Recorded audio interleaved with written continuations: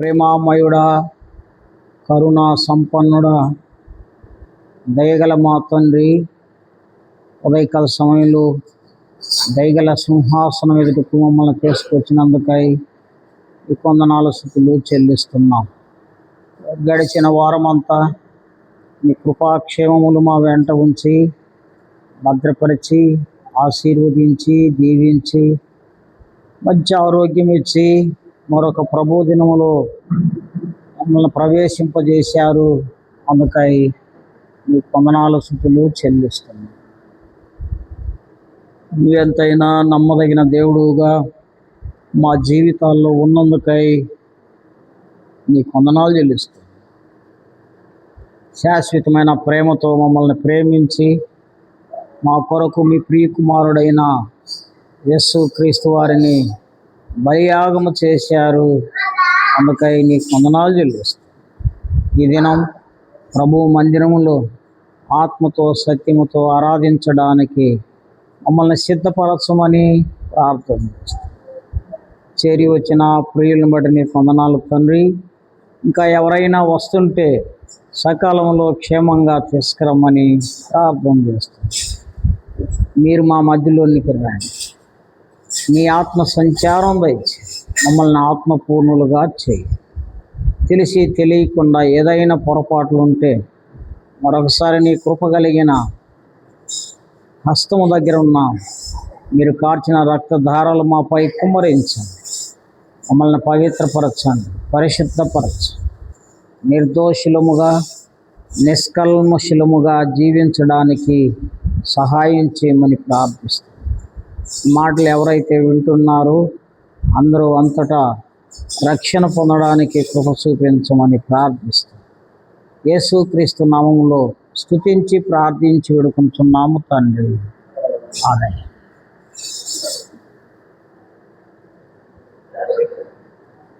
పాట సంఖ్య 243.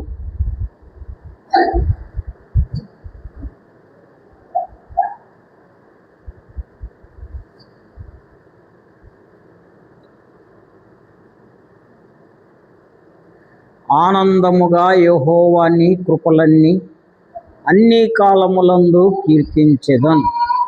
243లో లేకపోతే 241.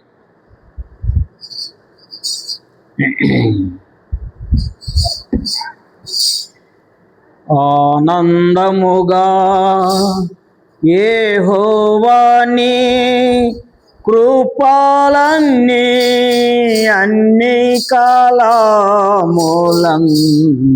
కీర్తించెదన్.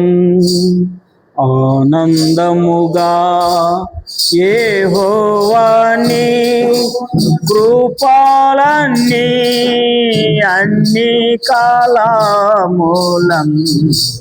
కీర్తించెదన్.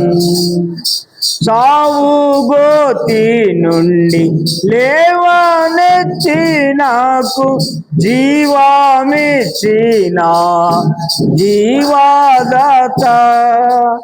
చావు గోతి నుండి లేవనెత్తి నాకు జీవమిచ్చిన జీవదాత. వివరింతునే నీదు విశ్వాస్యతనంతాయో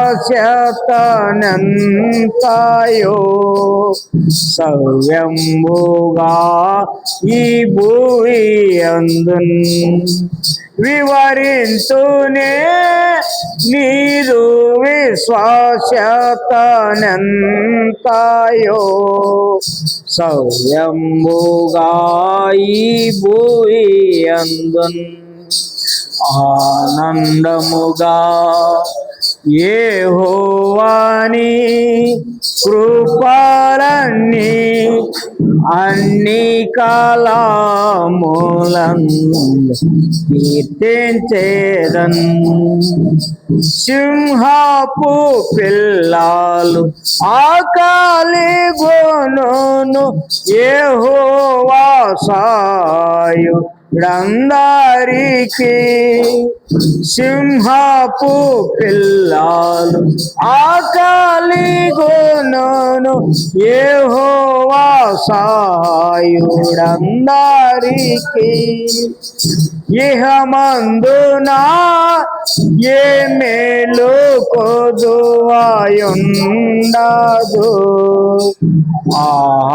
ఏ మందుని విశ్వాస్యతన్ ఇహమందున ఏ మేలు కొదువాయుండదు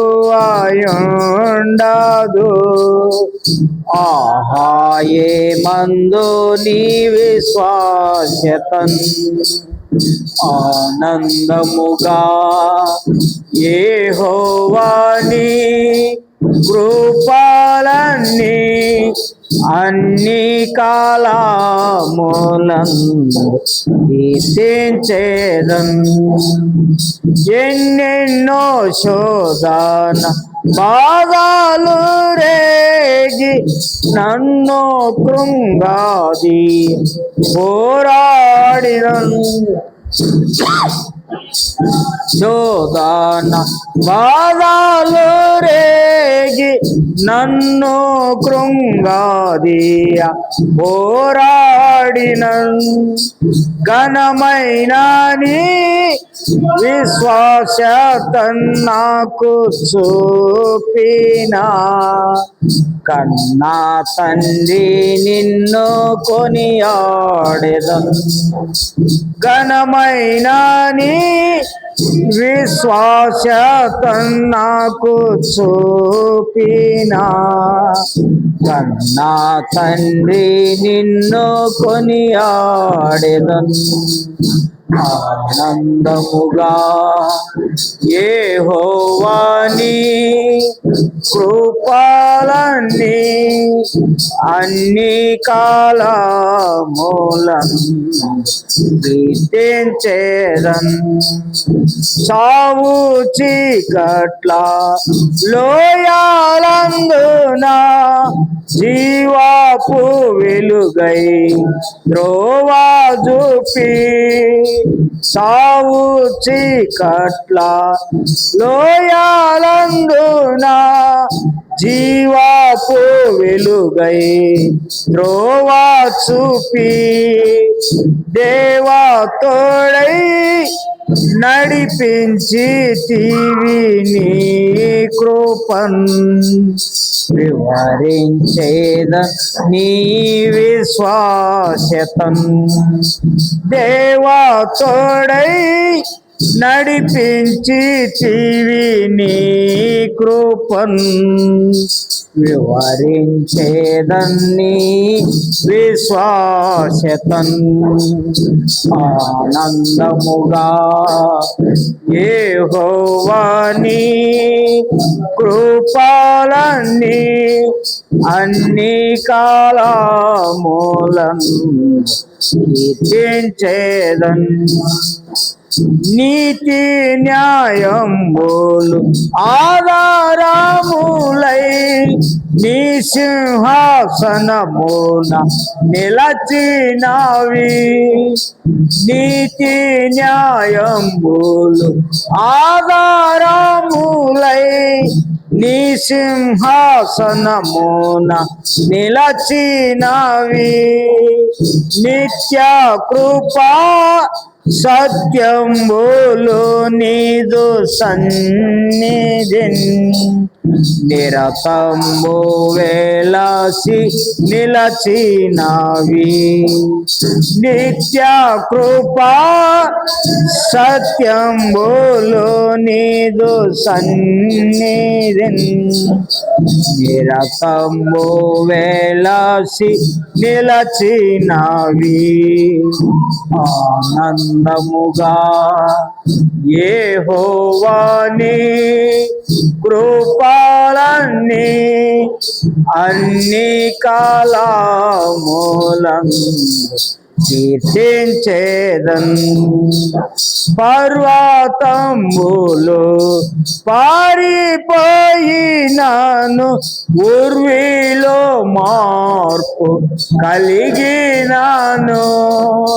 పర్వతంబులు పారిపోయినాను, పూర్విలో మార్పు కలిగినాను. తరుణములు విరోధముగా పైలేచిన స్మరించేదా నీవే శ్వాసతన్. తరుణములు విరోధముగా పైలేచిన స్మరించేదా నీవే శ్వాసతన్. ఆనందముగా యెహోవాని కృపలన్నీ అన్ని కాలములందు కీర్తించేదన్. ఆనందముగా యెహోవాని కృపలన్నీ అన్ని కాలములందు కీర్తించేదన్. పాట సంఖ్య 351. రండి రండి యేసుని యొద్దకు రమ్మనుచున్నాడు అని పాడబడదాం. పాట సంఖ్య 351. 351లో లేకపోతే 348. రండి రండి యేసుని యొద్దకు రమ్మనుచున్నాడు. రండి రండి యేసుని యొద్దకు రమ్మనుచున్నాడు.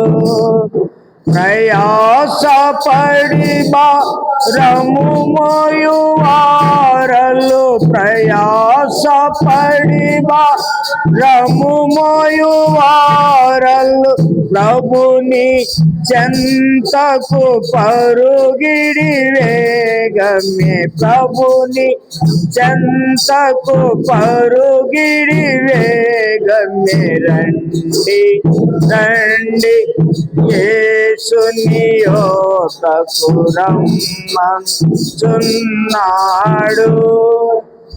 యేసుని పిలుపు వినియోనింకా యోచింపారేలా. యేసుని పిలుపు వినియోనింకా యోచింపారేలా. అవనిల్లో వగచాట్ల పాలైనా, అవనిల్లో వగచాట్ల పాలైనా అబ్బదు శాంతి ఆత్మకు నీలలో. అబ్బదు శాంతి ఆత్మకు నీలలో. రండి రండి యేసుని యొద్దకు రమ్మనుచున్నాడు. కరువు రణము మరణము చూచి కలుగదు మారు మనసు. కరువు రణము మరణము చూచి కలుగదు మారు మనసు. ప్రవచనములు సంపూర్ణములాయను,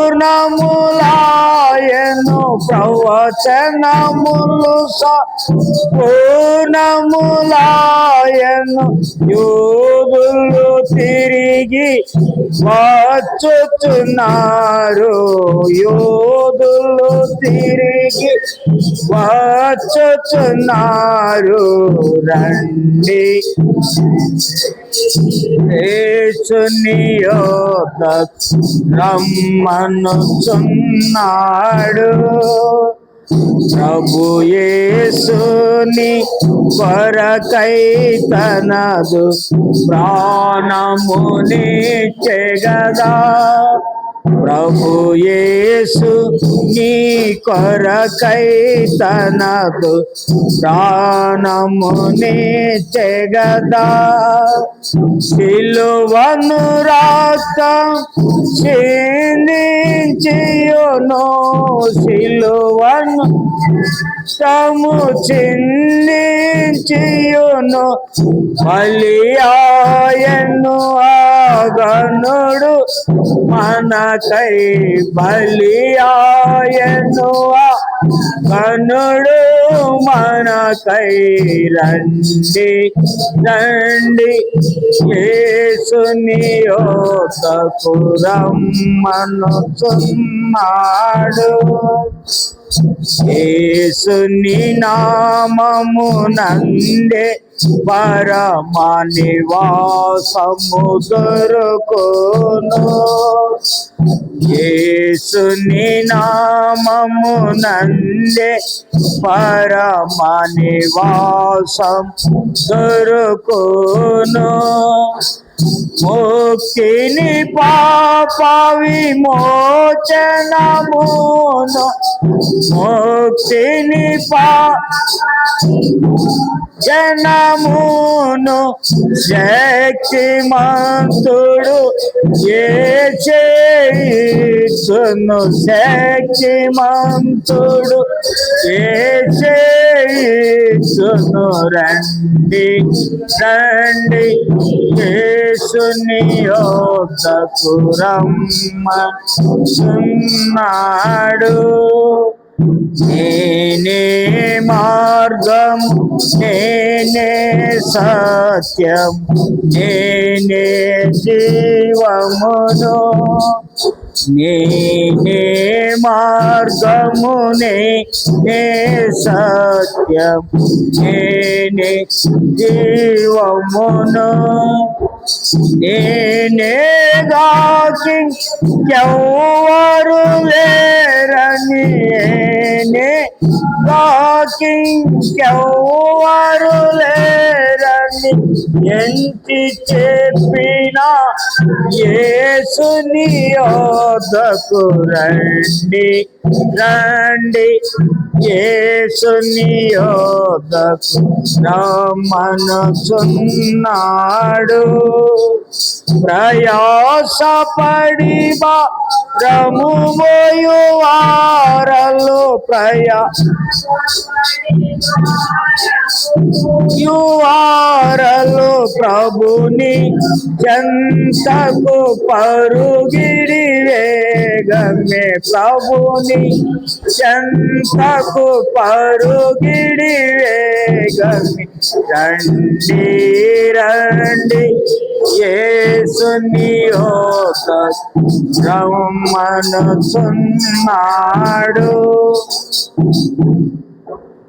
చివరిగా పాట సంఖ్య 63. ఓ నాదు యేసు రాజా నిన్ను నేను తెంచెదను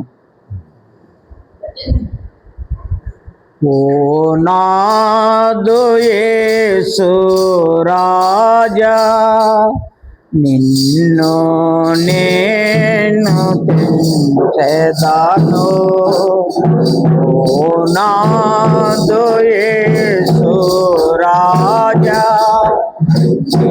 నిన్ను నేను తెంచెదను నీ నామమును సదా దేశను తెంచుచును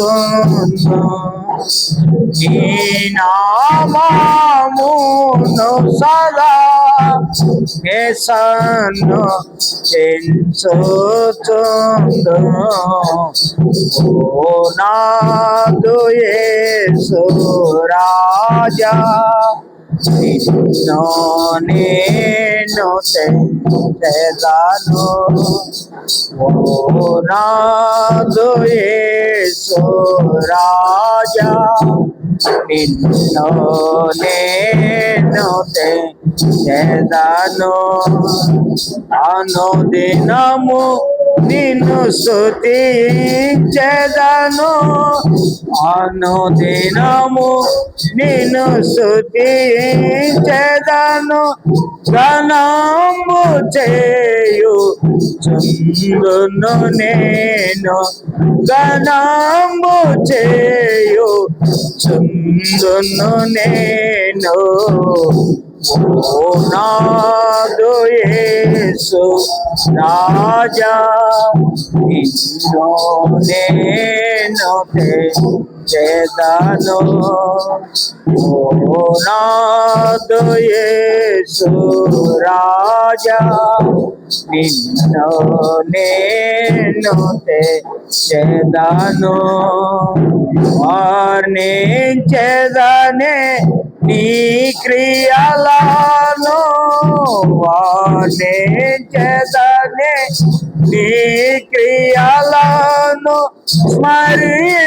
స్మరించెదని మంచితనము స్మరించెదని మంచితనము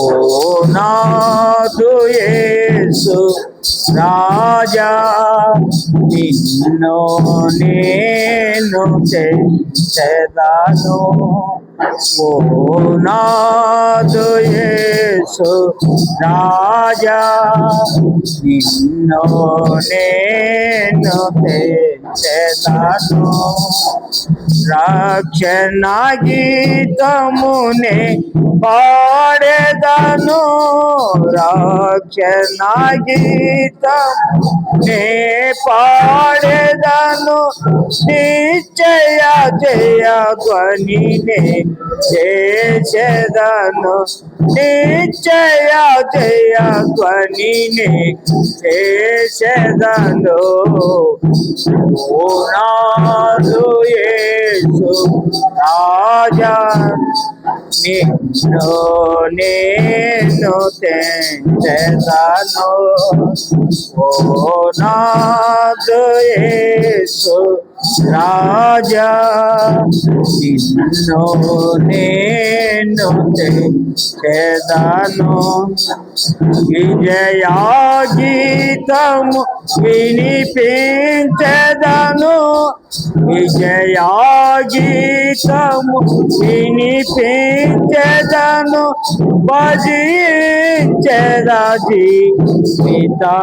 జీవితమంతయును భజించెదా జీవితమంతయును ఓ నాదు యేసు రాజా నిన్ను నేను తెచ్చెదను ఓ నాదు యేసు రాజా నిన్ను నేను తెచ్చెదను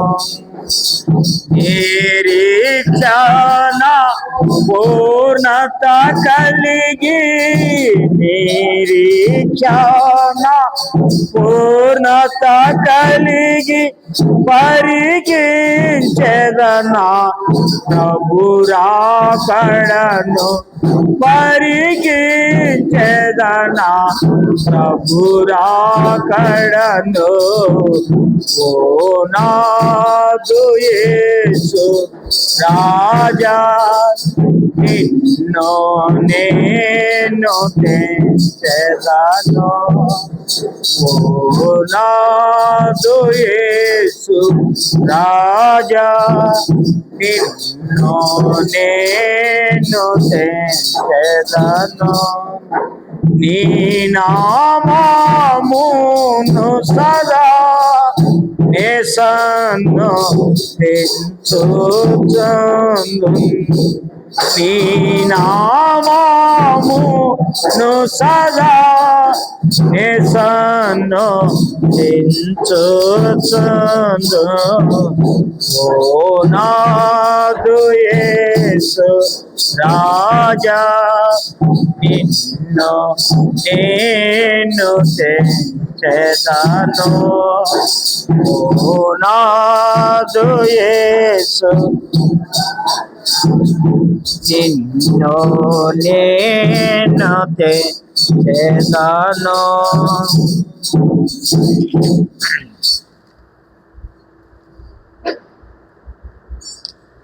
ఈరోజు మన ఆరాధన కొరకై పరిశుద్ధ గ్రంథమైన బైబిల్లో నుండి ప్రకటన పుస్తకం 1వ అధ్యాయం 4వ వచనం, 5వ వచనం, 6వ వచనం నేను చదువుతాను. మీ బైబిల్లో జాగ్రత్తగా చూసుకోండి. ప్రకటన గ్రంథం 1వ అధ్యాయం 4, 5, 6. యోహాను ఆసియాలో ఉన్న 7 సంఘములకు శుభమని చెప్పి వ్రాయునది.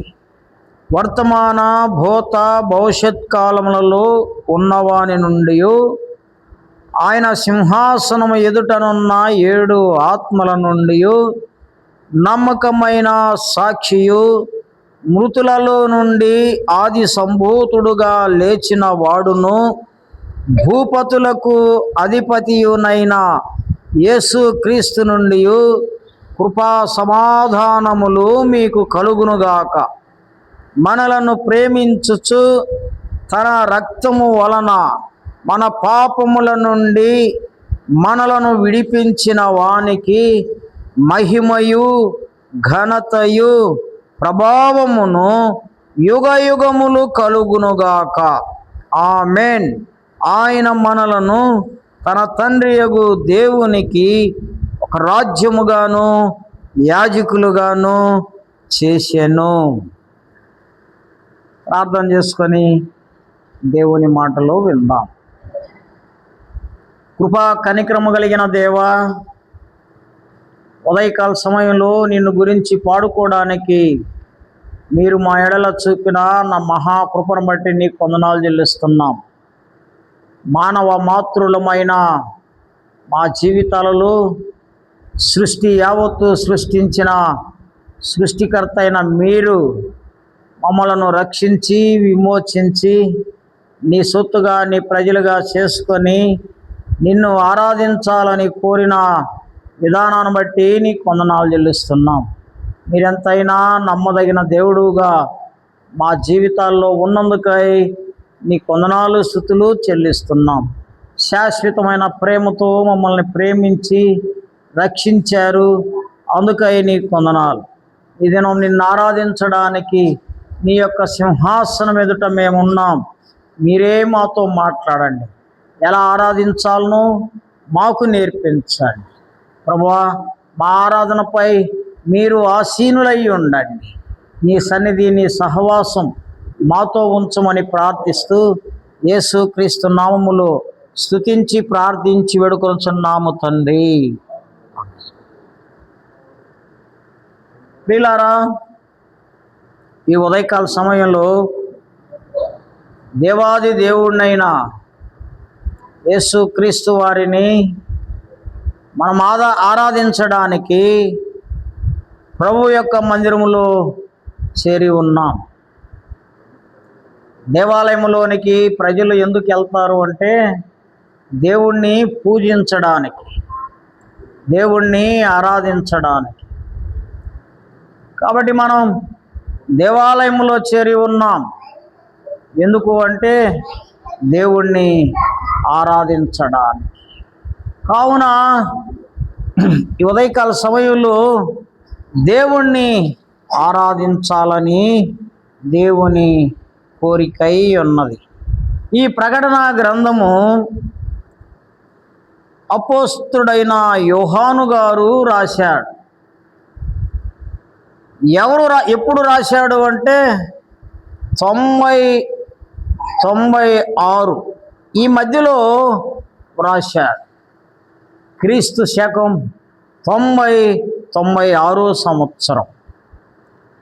ఎక్కడ రాశాడు అంటే పత్మస్ ద్వీపములో రాశాడు. పత్మస్ ద్వీపంలోనికి యోహాను ఎందుకు వెళ్ళాడు అంటే యోహాను యేసు ప్రభు శిష్యుడు. యేసు ప్రభును చంపిన విధంగా యేసు ప్రభు శిష్యుని కూడా చంపాలని ఎన్నో ప్రయత్నాలు చేశారు. అయితే యోహాను చనిపోలే. ఆయనను నూనెలో కూడా కాల్చారంట. అయితే ఆయన చనిపోలే. ఆయన చనిపోనందున ఈయన నెతకెళ్ళి పద్మస్ అనే ద్వీపములో వేసేశారు. పద్మస్ ద్వీపములో దేవుడు యోహానుకు ఒక ప్రత్యక్షత అనుగ్రహించాడు. ఒక ప్రత్యక్షత.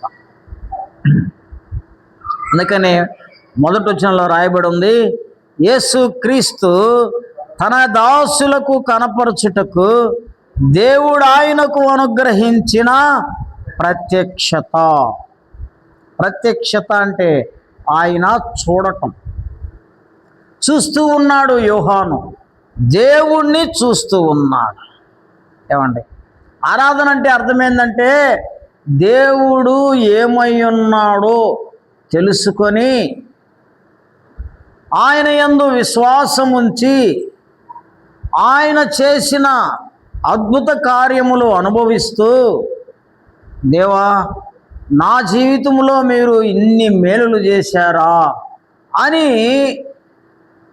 హృదయపూర్వకంగా చెప్పడమే ఆరాధన. ఆరాధన అంటే దేవుడు ఏమై ఉన్నాడో తెలుసుకోవాలి. దేవుని శక్తి, సామర్థ్యం, దేవుని స్వభావం, దేవుని స్థాయి అన్నీ ఎరిగి ఆయన నీకేం చేశాడు అది గ్రహించి, అది హృదయపూర్వకంగా హృదయంలో నుండి వస్తున్న మాటలే ఆరాధన. కాబట్టి యోహాను గారు దేవుణ్ణి చూస్తున్నాడు, దేవుని ప్రత్యక్షతలో ఉన్నాడు. కాబట్టి దేవుడు ఏమై ఉన్నాడో ఈ గ్రంథములో చాలా వివరంగా వ్రాశాడు. 4వ వచనం, యోహాను ఆసియాలో ఉన్న 7 సంఘములకు శుభమని చెప్పి వ్రాయునది. శుభమని చెప్పి రాయి. ఆయన రాస్తూ ఉన్నాడు. మొదటిగా యెహోవా దేవుణ్ణి చూస్తున్నాడు. ప్రత్యక్షత అన్నాం కదా. యెహోవా దేవుణ్ణి యేసుక్రీస్తు యోహాను గారు చూస్తూ ఉన్నాడు. చూసినప్పుడు యెహోవాలో 3 గుణాలు ఆయనకు అర్థమైనాయి. ఏమర్థమైనాయి? మొట్టమొదటిగా వర్తమాన కాలములో, భూతకాలములో, భవిష్యత్ కాలములలో ఉన్నవాడు అని అర్థమైంది. ఏమండి, దేవుడు ఎలాంటి వాడంట? వర్తమాన కాలం, భూతకాలం, భవిష్యత్ కాలంలో ఉండేవాడు అని అర్థమైంది. అంటే జరిగిపోయిన కాలములో ఉన్నాడు, జరుగుతూ ఉన్న కాలములో ఉన్నాడు, జరగబోయే కాలములో కూడా ఆయన ఉన్నాడు. దేవుడు ఎంత గొప్పవాడు. దేవునికి సమయం లేదు. ఏమంటే సమయం ఎవరికంటే మానవునికి. సమయము అనే ప్రేమలో మానవుని బంధించాడు దేవుడు.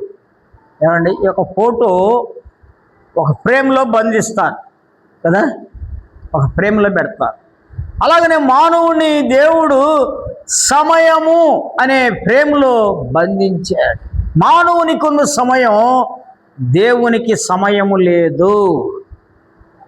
ఇక మనం 1000 సంవత్సరాలు బ్రతుకుతాము అని కానీ అంటే ఆ 1000 సంవత్సరాలు దేవుడు చూసేసి ఉన్నాడు. ఏమి జరుగుతాయో, ఏమి జరగబోతాయో అది ఆయనకు తెలుసు. అంటే ఆయన వర్తమాన, భూత, భవిష్యత్ కాలములలో ఉన్నవాడు. అర్థమైందా నీకు? మనకైతే దేవుడు అంటే చాలా సింపుల్, చాలా సులకన. ఏమండి, దేవుడు అంటే చాలా సులకన. దేవుడు అంటే చాలా ఈజీ. ఏముంది, దాన్ని పొడుగుతా పోతా పోతా ఆ శపదబ్బలు వేసుకుంటా అయిపోద్ది. ఈ దేవుడు భూత వర్తమాన భవిష్యత్ కాలములలో ఒకే రీతిగా ఉండేవాడు, మారనివాడు, మార్పు చెందనివాడు. యుగాలు మారొచ్చు, తరాలు మారొచ్చు, పరిస్థితులు మారొచ్చు. ఏ పరిస్థితులు మారినా దేవుడు మారనివాడు. నువ్వు అర్థం చేసుకోవాలి, ఈ విషయాలు ఆలోచించాలి. ఈ యుగంలో ఎలా ఉన్నాడు, ఆ యుగంలో అలా ఉన్నాడు. ఏమండి, దేవునికి మార్పు చెందవలసిన అవసరత లేదు. ఎందుకు అంటే ఆయన సర్వశక్తి కలిగిన వాడు. ఏ యుగములో అయినా ఒకే రీతిలో ఉండేవాడు, ఒకే ప్రభావము కలిగిన వాడు, ఒకే శక్తి కలిగిన వాడు. ఆయన మారనివాడు. మనుషులు మారొచ్చు, కాలాలు మారొచ్చు, యుగాలు మారొచ్చు, ఏమి మారినా దేవుడు మారనివాడు. యోహాను పత్మస్ ద్వీపములో దేవుణ్ణి చూస్తూ ఉన్నాడు. ఎంత గొప్ప ఆధిక్యత కలిగి ఉన్నాడు. ఈ గ్రహింపులోనికి మానవుడు రావాలి అని దేవుడు ఇష్టపడుతూ ఉన్నాడు. దేవుడు ఇష్టపడుతూ. రెండవది చూడండి, ఆయన 4వ వచనం చివరి లైను, ఆయన సింహాసనము ఎదుటనున్న 7 ఆత్మల నుండి. అంటే మొదటి వాడైన యెహోవాను చూస్తే ఆయన వర్తమాన భూత భవిష్యత్ కాలములలో ఉన్నవాడు అని గ్రహించాడు. మూడో వ్యక్తి అయిన పరిశుద్ధాత్మ దేవుణ్ణి చూస్తే ఆయనకి 7 ఆత్మలు కలిగిన వాడు అని అర్థమైంది. 7 ఆత్మలు అంటే 7 అంటే బైబిల్లో సంపూర్ణము. ఏమండి, సంపూర్ణము. సృష్టి యావత్తు సృష్టించి విశ్రమము తీసుకున్న దినం సంపూర్ణము. ఈ సంపూర్ణమైన దేవుడు అని అర్థమైంది. పరిశుద్ధాత్మను చూస్తే ఏమర్థమైంది? ఈ సంపూర్ణమైన దేవుడు అంటే, సంపూర్ణం అంటే ఈ దేవుడు ఈ పని చేయగలడా చేయలేడా అనే డౌట్ లేకుండా, ఆయన ఏ పనైనా మాటతో చేయగలడు, ఆలోచనతో చేయగలడు. ఏమండి, ఆయన ఒక్క మాట మాట్లాడాడు, భూమి ఆకాశములు అవునుగాక అన్నాయి, అయిపోయినాయి. సువిశాలమైన ఈ ఆకాశము భూమి దేవుని మాటతో అయిపోయినాయి. దేవుడు మాట్లాడితే అయిపోయింది. సూర్య చంద్ర నక్షత్రములు శూన్యములో వేలాడునుగా కంటే వేలాడుతున్నాయి, వాటికి ఏ ఆధారం లేదు. ఏమండి, సముద్రములు అవునుగా కంటే అయిపోయినాయి. భూమి మీద చెట్లు, జలచరాలు, సముద్రములు ఉన్న జీవులు, పక్షులు, అన్ని జంతువులు అన్నీ అవునుగా కంటే అయిపోయినాయి. ఎంత గొప్ప దేవుడు! అయిపోయి వృక్షాలు అవునుగా కంటే మలిసిపోయినాయి. ఆయన మాటలో శక్తి ఉంది. యేసుప్రభు భూమి మీద ఉన్నప్పుడు ఆయన సమాధిలో మరణించిన వ్యక్తిని బ్రతికించాడు, లాజరుని. ఆయన సచ్చిన వారిని కూడా లేపినవాడు. అవసరమైతే, ఏమండి, అవసరమైతే ఇప్పుడు వచ్చి లేపమను, అది మన అవివేకం, అది మన అవివేకం. ఆయనకు అవసరమైతే ఏ పనైనా చేయగలడు. ఆయనకు అసాధ్యమైనది ఏది లేదు. అంత గొప్ప దేవుడు ఆయన, సంపూర్ణుడు. రెండో వ్యక్తి అయిన యేసు క్రీస్తును చూస్తూ ఉన్నాడు. 6వ వచనములో మనలను ప్రేమించుచు తన రక్తము వలన మన పాపముల నుండి మనలను విడిపించిన వానికి మహిమయు ప్రభావమును యుగ యుగములు కలుగునుగాక. ఆమేన్. ఏమండి, రెండో వ్యక్తి అయిన యేసు ప్రభువుని చూస్తున్నాడు. ఎవరు చూస్తున్నారు? యోహాను చూస్తూ ఉన్నాడు. యేసు ప్రభువుని చూస్తే ఆయనకి ఏమర్థమైందంటే 3 విషయాలు అర్థమైనాయి. ఏమర్థమైంది? మనలను ప్రేమించుచు. ఇది ఫ్యూచర్ టెన్స్. ప్రేమిస్తాడు కాదు, ప్రేమించాడు కాదు, ప్రేమించుచు.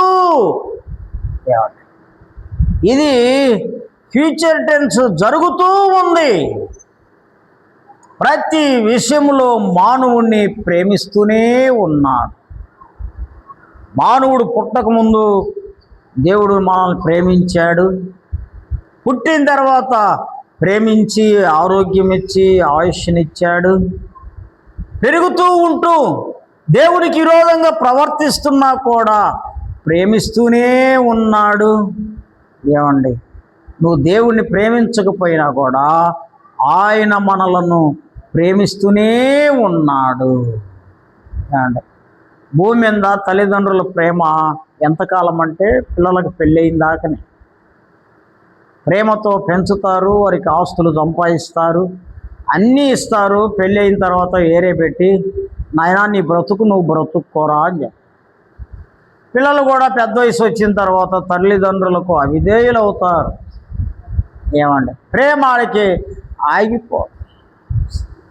భర్తకు అన్ని విధాలుగా బాగుంటేనే భార్య ప్రేమిస్తుంది. ఏమండి, భార్యకు అన్ని విధాలుగా మంచిగా ఉంటేనే భర్త ప్రేమిస్తాడు. ఇది మానవుని ప్రేమ.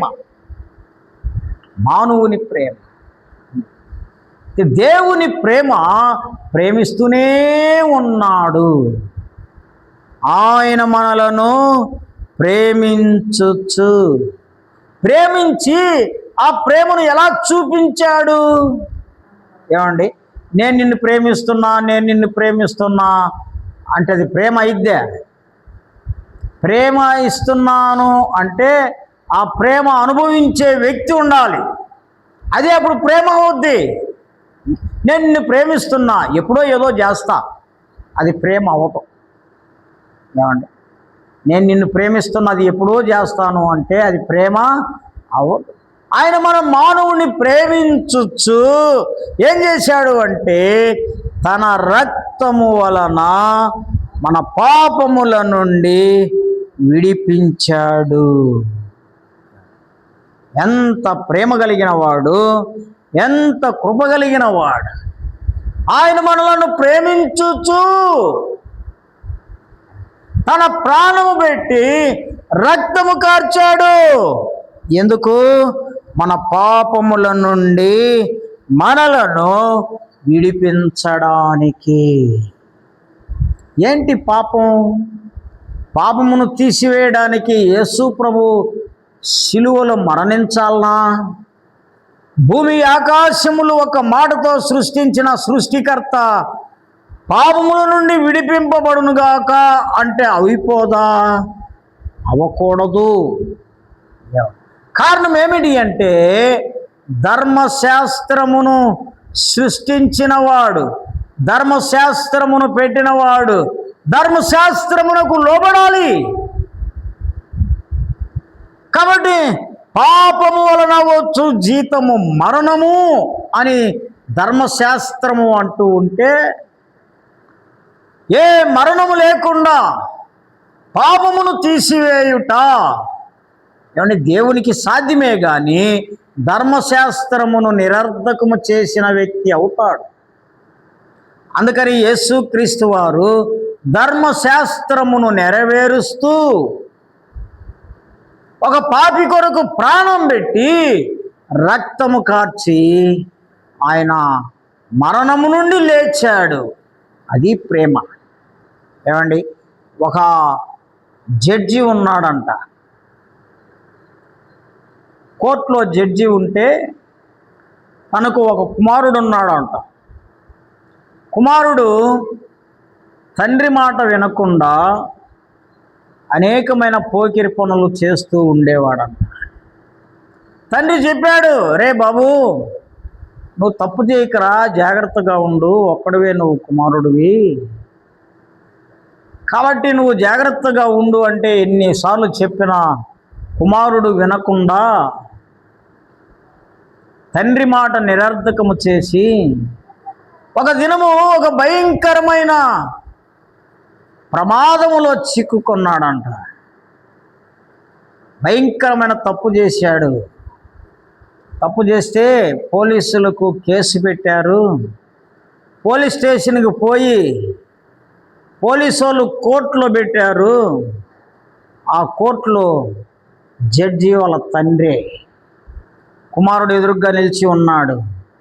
లాయరు వాదిస్తున్నాడు, ఈ అబ్బాయి తప్పు చేశాడు, మరణ శిక్షకు పాత్రుడు అంటూ ఉంటే తండ్రి న్యాయమైన న్యాయాధికారి అంట. న్యాయమైన న్యాయాధికారి కుమారుడికి శిక్ష వేశాడు. ఏం శిక్ష? మరణ శిక్ష వేశాడు. కుమారుడిని ప్రేమిస్తున్నాడు, కుమారుడికి మరణ శిక్ష వేశాడు. మరణ శిక్ష వేయకుండా ఎన్నో ప్రయత్నాలు చేసి తప్పించవచ్చు. ఆయన న్యాయమైన న్యాయాధికారి. దేవుడు న్యాయమైన న్యాయాధికారి. ఈ కోర్టు జడ్జి ఏం చేశాడంటే అబ్బాయికి ఉరిశిక్ష వేసి ఆమెను ఆ కోర్టులోంచి కిందకి దిగి అబ్బాయి కోర్టు తీసి పక్కన పెట్టి అబ్బాయి బదులు తండ్రి ఉరిశిక్షకు పోయాడంట.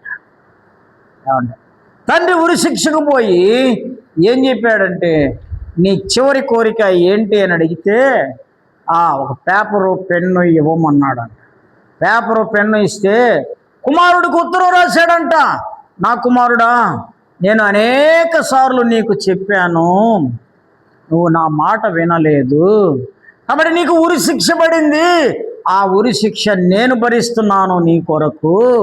ఇక నీ కొరకు ఇంకా నా ఉరి శిక్ష భరించే వాళ్ళు ఇంకెవరు లేరు, కాబట్టి ఇకనైనా జాగ్రత్త పడు అని తండ్రి ఉరి శిక్షలో పాలు పొంది మరణించాడు. అలాగనే యేసుక్రీస్తు వారు మానవులందరూ తప్పు చేశారు, దేవుని మాట వినకుండా అపరిశుద్ధులైపోయారు, పాపులయ్యారు. పాపము వలన వచ్చు జీతము మరణం కింద ఉన్నారు. మరణం కింద ఉన్నారు మానవులు. ఈ మరణం నుండి ఎలా విడిపించాలి అంటే ధర్మశాస్త్రం అంటుంది, దుష్ట శిక్షణ శిష్ట రక్షణ అంటుంది. దుష్టుని శిక్షించండి, మంచోడు రక్షించండి. ఎవడున్నాడు మంచోడు? ఏ భేదము లేదు, అందరూ పాపము చేసి దేవుడు అనుగ్రహించు మహిమను పొందలేకపోతున్నారు. ఏమండి, ఈ మాటలు వింటున్నా నీవు నేను అందరము పాపులమే. మన పాపానికి రావలసిన శిక్ష మరణం. అయితే ఈ మరణము యేసుక్రీస్తు వారు అనుభవించాడు. మానవులందరి కొరకు ఆయన ప్రాణం పెట్టాడు, రక్తము కార్చాడు. ఆయన దేవుడు గనుక తిరిగి లేచాడు. కాబట్టి ఆయన మన పాపముల నుండి విడిపించాడు. అంత మాత్రమేనా? ఇంకా ఏం చేశాడు? ఆయన మనలను తన తండ్రి అయిన దేవునికి ఒక రాజ్యముగాను యాజకులుగాను చేసెను. దేవునికి ఒక రాజ్యం. మనమందరము దేవుని రాజ్యానికి వారసులం అవ్వడానికి యేసుక్రీస్తు వారు గొప్ప అవకాశము అనుగ్రహించాడు. కాబట్టి యోహాను యేసు ప్రభువును చూస్తూ ఉన్నాడు. ఆయన చూస్తూ ఆయన గురించి వ్రాస్తూ ఉన్నాడు. కాబట్టి ఆయన నమ్మకమైన సాక్షి. యేసు ప్రభు వారు ఎవరు? నమ్మకమైన సాక్షి. రెండోది, మృతులలో నుండి ఆది సంభూతుడుగా లేచినవాడు. మూడోది, భూపతులకు అధిపతి అయినవాడు. భూపతులకు అధిపతి అయినవాడు. ఎంత గొప్ప దేవుడు మన కొరకు తన ప్రాణమును పెట్టాడు. ఎంత భాగ్యవంతులు మనం, ఎంత భాగ్యవంతులు. నమ్మకమైన సాక్షి అనడానికి ఒక రెఫరెన్స్ చూపిస్తాను. కీర్తనలు 40వ అధ్యాయం 9వ వచనం.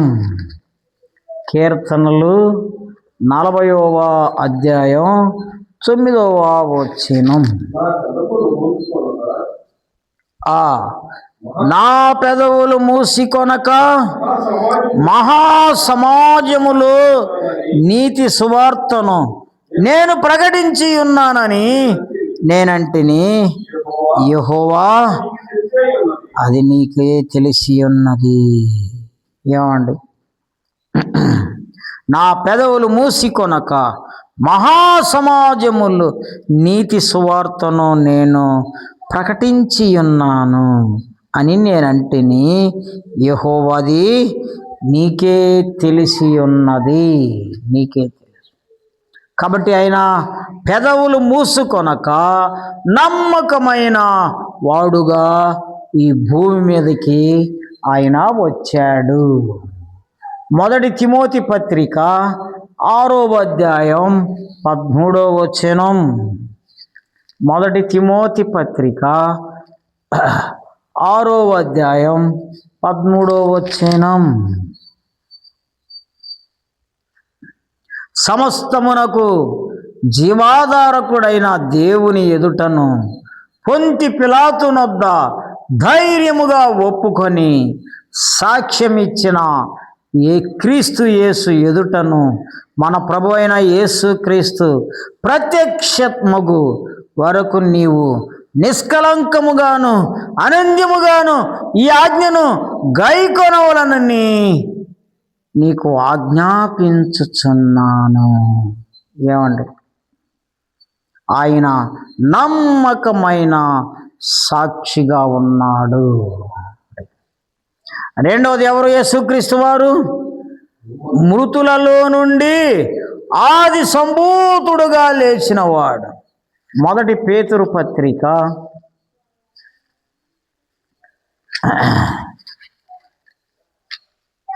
1 పేతురు పత్రిక 1వ అధ్యాయం 21వ వచనం. 1:21. ఆయన జగత్తు పునాది వేయబడక మునిపే నియమింపబడెను గాని తన్ను మృతులలో నుండి లేపి తనకు మహిమనిచ్చిన ఎడల, దేవుని ఎడల తన ద్వారా విశ్వాసులైన మీ నిమిత్తం కడవరి కాలమందు ఆయన ప్రత్యక్షపరచబడెను. కాగా మీ విశ్వాసమును నిరీక్షణయు దేవుని యందు ఉంచబడి ఉన్నది. ఏమండి? ఆయన మృతులలో నుండి ఆది సంభూతుడుగా లేచినవాడు. మూడోది, భూపతులకు అధిపతి అయిన దేవుడు. హెబ్రీ పత్రిక 1వ అధ్యాయం 3వ వచనం. హెబ్రీ పత్రిక 1వ అధ్యాయం 3వ వచనం. ఆయన దేవుని మహిమ యొక్క తేజస్సును, ఆయన తత్వము యొక్క మూర్తిమంతమునయ్యుండి తన మహత్తు గల మాట చేత సమస్తమును నిర్వహించుచు పాపముల విషయములో శుద్ధీకరణము తానే చేసి దేవదూతల కంటే ఎంత శ్రేష్టమైన నామమును పొందెనో వారికంటే అంత శ్రేష్ఠుడై ఉన్నత లోకమందు మహామహుడగు దేవుని కుడి పార్శ్వమున కూర్చొని ఉండెను. ఏమండి, ఇంత గొప్ప దేవుడు మన జీవితంలో గొప్ప మేలులు చేస్తూ వచ్చాడు. గొప్ప మనల్ని ప్రేమించాడు, తన రక్తాన్ని కార్చి మనల్ని పరిశుద్ధులుగా చేశాడు, మనలను ఒక రాజ్యముగాను యాజకులుగాను ఉచితముగా, ఏమండి, ఉచితముగా యేసుక్రీస్తునందు విశ్వాసముంచుట ద్వారా, యేసుక్రీస్తును తెలుసుకొనుట ద్వారా గొప్ప భాగ్యం మనకు భూమి మీద అనుగ్రహించి, ఇది అర్థం చేసుకొని అనుభవించే వాళ్ళు దేవుణ్ణి ఆరాధించగలరు. ఇది అర్థం చేసుకోవాలి. అలాంటి అనుభవములో దేవుడు మనలను నడుపునుగాక. మోకరించి దేవుణ్ణి ఆరాధిస్తాం.